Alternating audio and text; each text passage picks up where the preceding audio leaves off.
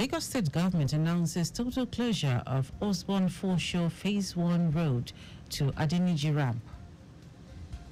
Supreme Court grants local government administrations full financial autonomy.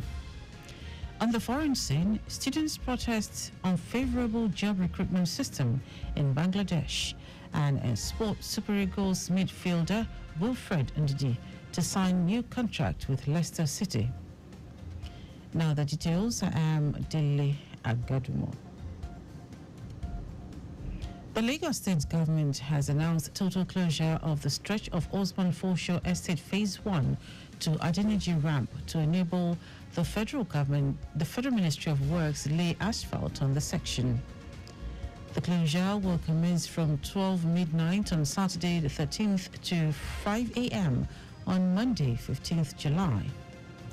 Commissioner for Transportation, Oluwaseun Oshiemi, highlighted the existing alternative routes, saying motorists from Alexander and Glover are to make use of Oba Adeyinka Oyekon Avenue in Wat Ikoyi to connect Obalende Ring Road and access 3rd Mainland Bridge for their desired destination.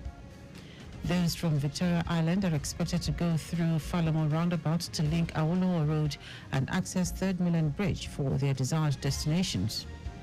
Oshiemi noted that alternately, motorists from Victoria Island can also utilize Ozumbambadiwe Avenue to link McQueen Bridge and proceed to CMS Akbombo Bridge inward Eko Bridge to access Funshaw Williams Avenue for their desired destinations.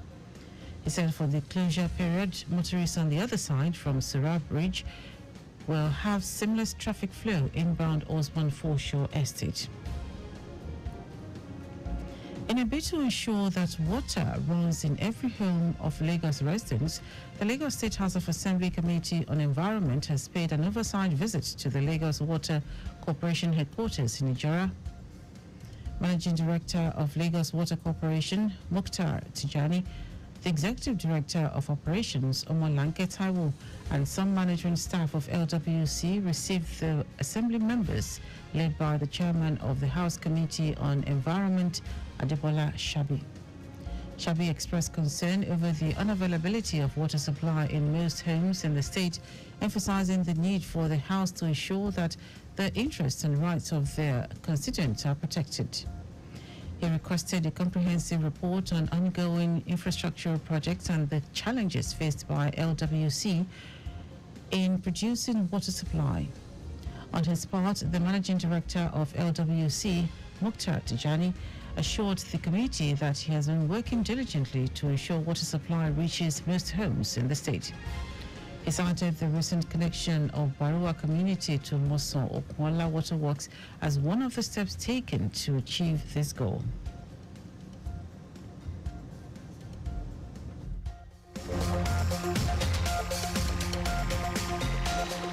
Lagos State Chapter of the Nigeria Association of Women Journalists, NAWOJ, has organized a market advocacy and sensitization on the causes, risks, and preventive measures against cholera. Chairperson Lagos NAWOJ, Adiola Ekine, said the aim was to raise awareness about the recent cholera outbreak in Lagos State. The sensitization, which was carried out in English, Yoruba, and Igbo languages, took place at Ogba Market and Alhaja Habibatu Mogaji Day and Sunday Market. While receiving the NAWOJ members, the Iyaloja of Alhaja Habibatu Mogaji Day and Sunday Market, Folashade Salako, commended the women journalists for the initiative, assuring that all hands were on deck to ensure proper sanitation and fumigation of the market. Earlier, the Yaloja Ogba Multipurpose Shopping Complex, Ganiatu Kasumo, underscored the importance of environmental sanitation and promised to continue to make the complex habitable always. The Chief of Naval Staff, Vice Admiral Emmanuel Ogala, has extended the Nigerian Navy's Operation Delta Sanity by 90 days. The operation was inaugurated on January 6, 2024 to combat oil theft and related crimes. This is in line with President Bola Tinubu's directive to eradicate crude oil theft and ramp up Nigeria's production for an improved economy. Director, Naval Information, Iwuyo Adams Aliu, stated that Operation Delta Sanity involved the deployment of personnel, platforms, helicopters and UAVs on aggressive surveillance and interdiction operations across the Niger Delta area. Now to the rest of the stories. The Supreme Court has declared that it is unconstitutional for state governors to hold funds allocated to local government administrations. In its lead judgment read by Justice Emmanuel Agim, the Apex Court said the 774 local government councils in the country should manage their funds themselves. It recalled that a suit filed by the Attorney General of the Federation and Minister of Justice, Lateef Fagbemi, sought full autonomy and direct fund allocation to the 774 local government in the country. Fagbemi asked the Apex Court to grant all the reliefs sought by the federal government and grant the local governments full autonomy as the third tier of government in Nigeria as stipulated in the 1999 Constitution. Today is the African Union Anti-Corruption Day. The African Union adopted 11th of July as the African Anti-Corruption Day to commemorate the adoption of the African Union Convention on Preventing and Combating Corruption, AUCPCC, or the Convention.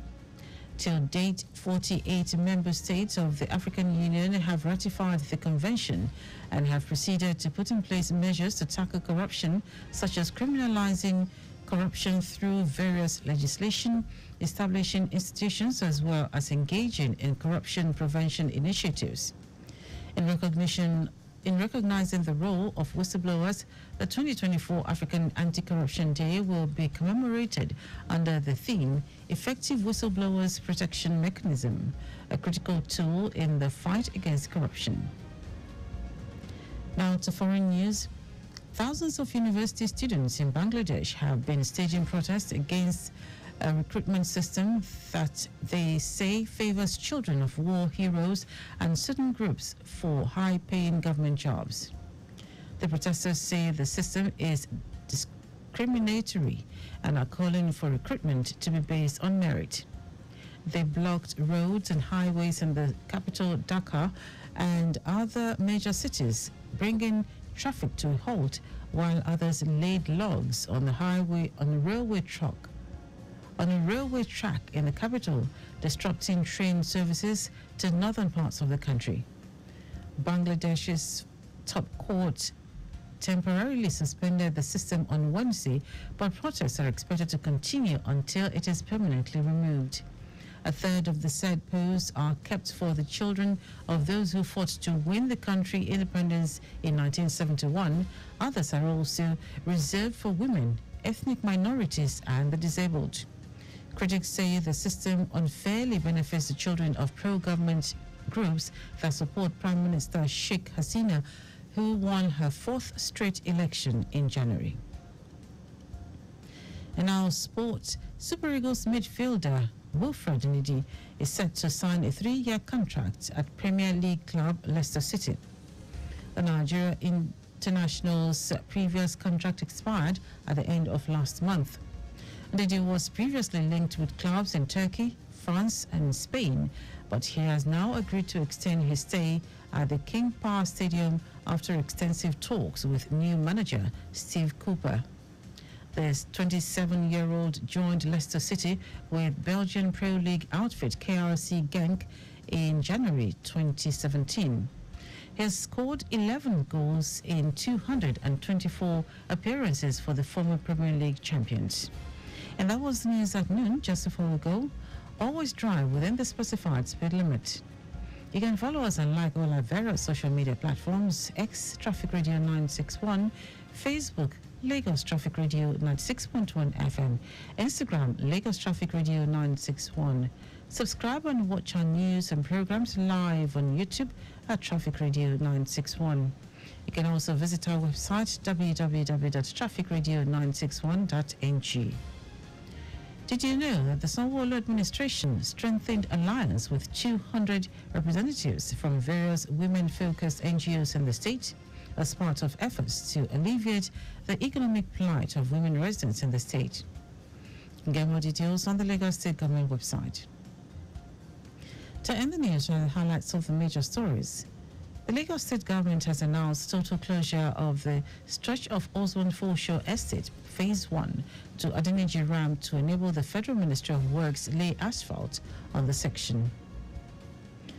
The Supreme Court has declared that it is unconstitutional for state governors to hold funds allocated to local government administrations. We also told you that thousands of university students in Bangladesh have been staging protests against the recruitment system that they say favors children of war heroes and certain groups for high-paying government jobs. And in sports, Super Eagles midfielder Wilfred Ndidi is set to sign a 3-year contract at Premier League club Leicester City. For contact at the newsroom, send a message to info@trafficradio961.ng. That ends the news broadcast compiled by Adewale Oloporoku. Dele Agadumo. Good morning, good afternoon. Thank you for listening.